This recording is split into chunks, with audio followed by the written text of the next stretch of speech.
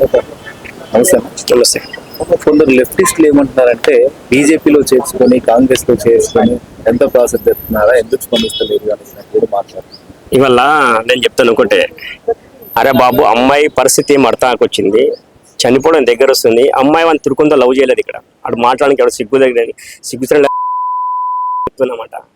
అమ్మాయికి బాడీ పనిచేయట్లేదు, ఈ చేతులు పనిచేయట్లేదు, ఎదిగిపోయినాయి. వాడు ఎంత క్రూరంగా చూసాడంటే అమ్మాయిని బిల్డింగ్ పై తీసుకుపోయి రేప్ చేసిన తర్వాత చెయ్యి ఎరగొట్టాడు. అమ్మాయిని చేతులు ఎరగొట్టినాక కింద పడేశాడు, ఇట్లా తీసి పడేశాడు.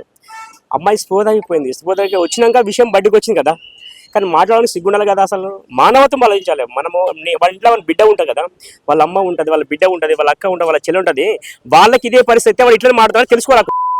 వాళ్ళ ఫ్యామిలీ పరిస్థితి ఏంటి? వాళ్ళు మామూలు వాళ్ళు ఉన్నారు, అమాయకులు ఉన్నారు, ఒక చిన్న క్లాస్లో జన్మించిన వాళ్ళు. వాళ్ళ పరిస్థితి అర్థం చేసుకుని మన మాటలే కానీ మేము ఇట్లా మాట్లాడతాం. ఈ లెఫ్టిస్ట్లకి ఇది ఏం లేదు. ఈ దేశం అంతా నాశనం కావాలని ఆలోచన.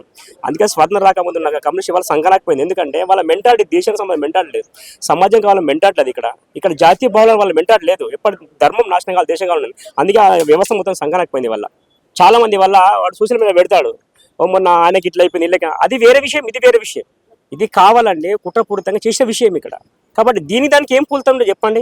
మాట్లాడడానికి తెలుగుని మాట్లాడాలి. వాళ్ళ పరిస్థితి ఏముందో, బీద పరిస్థితి, రజక కులానికి సంబంధించిన వాళ్ళు ఒక్కొక్క ఇంటి లోపల వాళ్ళు మామూలు పని చేసుకుంటారు. ఆ అమ్మాయి అంటే అమ్మమ్మ వాళ్ళ ఇంటికి వచ్చిన తర్వాత జరిగిన సంఘటన పరిస్థితి చూసి మనం మాట్లాడాలి. కానీ పిచ్చి పిచ్చి మాట్లాడితే బాగుండదు. వాళ్ళందరూ కబాదారని వాళ్ళు హెచ్చరికేస్తున్నారు. మరి ఇంకోటి చూసుకుంటే ఏంటంటే రీసెంట్ గా జరిగిన కొన్ని ఇష్యూలకైతే పెద్ద మనుషులు, రాజకీయ నాయకులు కాబట్టి వాళ్ళపైన చాలా స్పీడ్ గా తీసుకోవాలి యాక్షన్ అని చెప్పేసి ఒత్తిడి చేశారు. అంటే వేరే పార్టీల సోకాల్డ్ పార్టీలు కావచ్చు, ప్రభుత్వం పైన ఒత్తిడి చేయడం కావచ్చు, చాలా చేశారు. మరి ఎందుకు ఈ అమ్మాయి కనిపించట్లేదా? ఈ దేశం లోపల ఏం చెప్పన్నా, ఈ దేశం అంటే ఒక రకమైన కమ్యూనిజం మెంటాలిటీ, క్రిస్టియన్ మెంటాలిటీ, ముస్లిం మెంటాలిటీతో నిండిపోయిన మేధావులు ఉన్నారు ఈ దేశం లోపల. కొంతమంది జర్నలిస్ట్ ఉన్నారు. కొందరేమంటే వాళ్ళ అవసరాల గురించి వాళ్ళ బతుకుతున్న వాళ్ళు ఉన్నారు. వాళ్ళు ఏమంటే అవసరం వచ్చినప్పుడు ఏమైనా లాభం వచ్చినప్పుడు అక్కడ పనిచేయగలుగుతారు. కానీ ఒక హిందూ అమ్మాయి యొక్క జీవితం కాదు వీళ్ళకి ఒక ముస్లిం కానీ ఒక క్రిస్టియన్ కానీ ఏమైనా సమస్య వస్తే వీళ్ళందరూ బట్టలు ఇంపుకొని రోడ్డు పైకి వస్తారనమాట. ఒక మామూలు ఒక రజక అమ్మాయి పరిస్థితి జరిగిందంటే వీళ్ళకి అర్థం కావట్లేదు. వీళ్ళు ఏం మాట్లాడతారంటే వాళ్ళు ఇంకా వేరే విషయాలు మాట్లాడుతుంటారు. ఈ విషయం గురించి మాట్లాడే వాళ్ళకి అంటే అంత బుద్ధి లేదు వీళ్ళకి. ఈ ధర్మం అన్నా కానీ, సంస్కృతి అన్నా కానీ, హిందూ సమాజం అన్నా, హిందువులు అన్నా కానీ, హిందూ అమ్మాయిలన్నా కానీ ఇందులో నాశనం వీళ్ళకి అవసరం లేదు. ఎప్పటికీ వేరే దేశం బాగుండాలి అంటే వీళ్ళు ఆ దేశం డబ్బులతో బతుకుతారు, అక్కడ జీవిత విధాలతో బతుకుతారు. కాబట్టి వాళ్ళకి అదే ఇష్టం ఉంటుంది.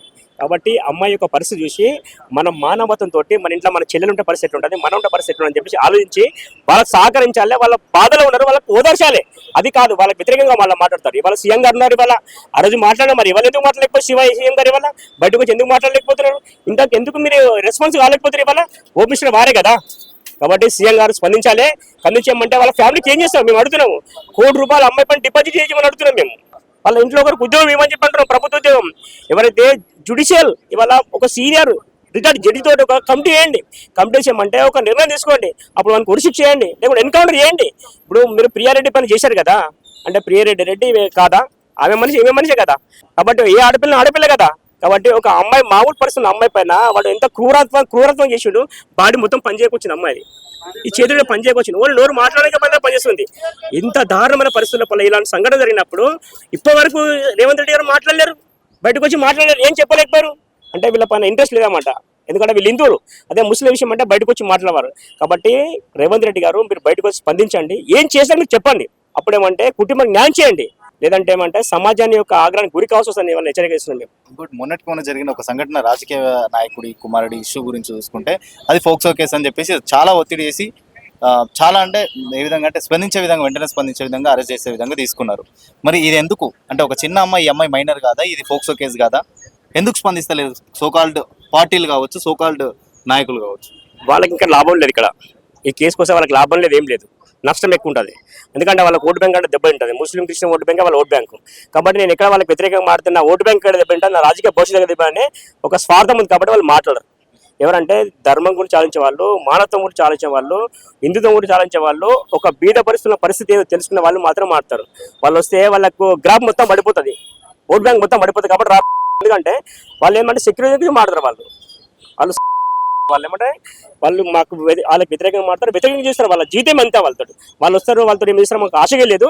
కాబట్టి సమాజంలో ఎవరైతే ఆలోచించే వాళ్ళారో ధర్మం అని ఆలోచించే వాళ్ళు, పరిస్థితులు ఆలోచించే వాళ్ళు, బీద పరిస్థితులు అనే ఇవన్నీ తెలుసుకునే వాళ్ళు మాట్లాడతారు, వాళ్ళు బయటకు వస్తారు.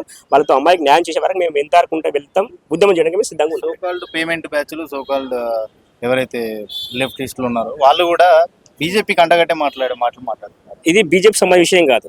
అమ్మాయి బీజేపీ, వాళ్ళ మామ బీజేపీ, అమ్మాయి బీజేపీ. ఎవరు బీజేపీ? నాకు సంబంధమ్మా? మాకు ఎవరు సంబంధం? ఎవరు తెలియదు. ఒక మానవత్వం. వాడు ఒక తీవ్రవాది, వాడు ఒక ఉగ్రవాది. వాడు ఎందుకంటే వాడు అమ్మాయిని రేపు వేసి కింద పడేసేవాడు. ఎంత మూర్ఖుడు చెప్పండి. రాక్షసునుకున్న లక్షల వానికి. కాబట్టి అది మానవత్వంతో మనం ఆలోచించాలి. అమ్మాయి యొక్క పరిస్థితి ఎట్లా ఉంది, వాళ్ళ ఇలా ఈ సోకాడు నాయకులు ఉన్నారు, వాళ్ళ బిడ్డకి అదే పరిస్థితి అయితే వాడు ఏం మాట్లాడా? అప్పుడు మనకు అర్థమైతే కదా.